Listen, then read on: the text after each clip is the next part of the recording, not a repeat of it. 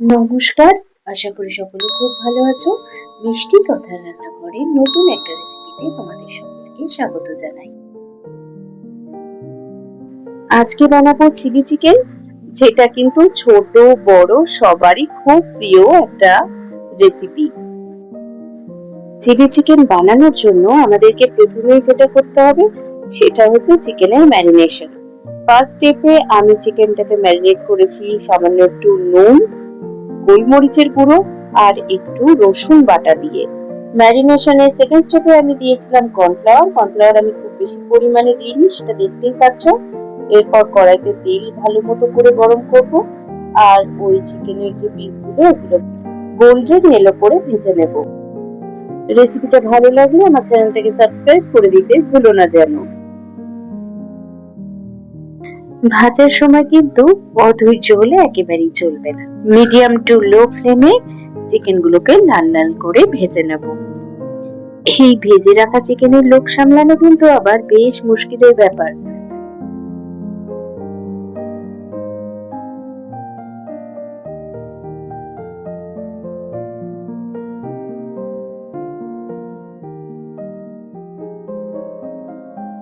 এভাবেই আমি বাকি চিকেনের পিসগুলোকেও একইভাবে ভেজে নিয়েছি।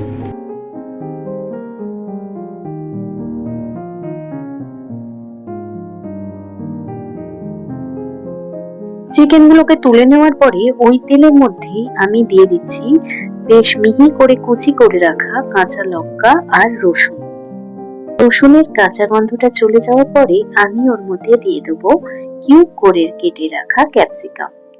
এবারে ক্যাপসিকাম গুলোকে হালকা করে ভেজে নেব।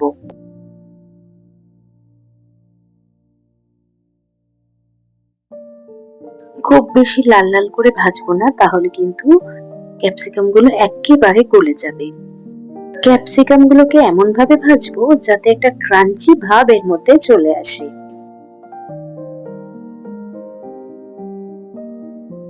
দিচ্ছি সামান্য একটু নুন,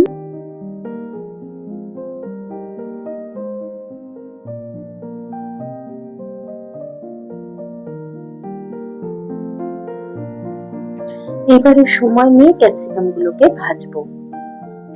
ক্যাপসিকাম গুলো হালকা একটু লাল লাল মতো হয়ে এলে আমি ওর মধ্যে দিয়ে দেবো কিউব করে কেটে রাখা পেঁয়াজ।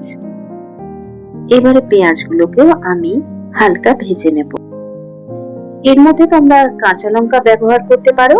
আমি যেহেতু রান্নাটা বাচ্চাদের জন্য করছি, তাই আমি কাঁচা লঙ্কাটা ব্যবহার করিনি।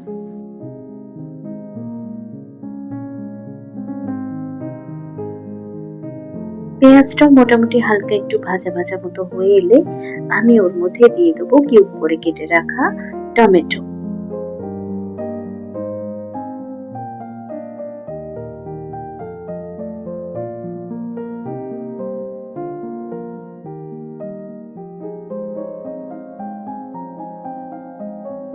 এবারে আমি ওর মধ্যে দিয়ে দেবো 2.5 থেকে 3 চামচ মতো চিনি। চিলি চিকেনে আমি নুন, মিষ্টি আর ঝালের ব্যালেন্সটা একেবারে ঠিক রাখার চেষ্টা করি।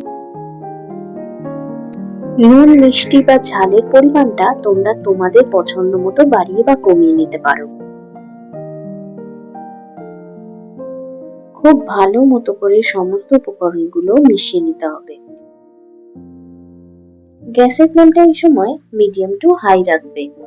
টমেটো গুলো যতক্ষণ না পর্যন্ত নরম হয়ে আসছে ততক্ষণে আমি একটা সস বানিয়ে নিচ্ছি। একটা কাঁচের বোলের মধ্যে নিয়ে নিয়েছি 1 চামচ মতো সয়া সস, 1.5 চামচ মতো রেড চিলি সস আর 1.5 চামচ মতো গ্রিন চিলি সস। এবার এই তিনটে সসকে আমি খুব ভালো মতো করে মিশিয়ে নিচ্ছি একটা চামচের সাহায্যে। আমি মিশ্রণটায় সামান্য একটু জল ব্যবহার করেছি। টমেটো গুলো বেশ নরম নরম মতো হয়ে এসছে। এখন আমি ওর মধ্যে দিয়ে দিচ্ছি বানিয়ে রাখা সসটা আর দিয়ে দিচ্ছি ওই সসের বাটি ধোয়া জল 1/2 বাটি মতো।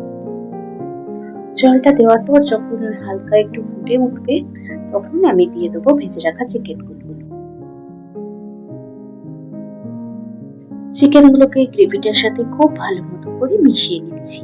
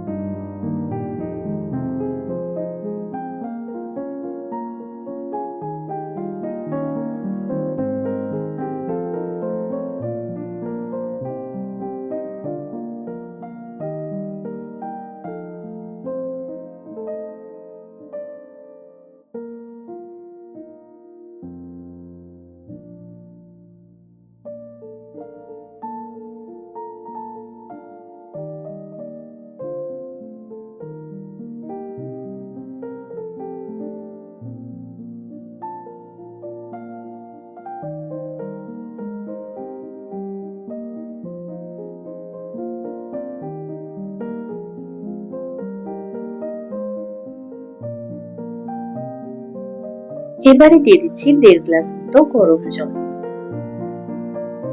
ফাইনালি চিলি চিকেনের জন্য যে নুনটা লাগবে আমি সেটা এবার দিয়ে দিচ্ছি। দিয়ে দিচ্ছি ছোট বাটির 1 বাটি মতো কর্নফ্লাওয়ার গোলা জল। এটাতে গ্রেভিটার থিকনেসটা ভালো হয়। আমাদের রান্না একেবারে শেষ পর্যায়ে চলে এসেছে, আর বিশেষ কিছুই করার নেই। এবার কতটা গ্রেভি রাখবো সেটা শুধু বুঝে নিতে হবে। আমাদের চিলি চিকেন কিন্তু একেবারে তৈরি। আমি আজকে এই চিলি চিকেনটা সার্ভ করেছিলাম ফ্রাইড রাইসের সাথে।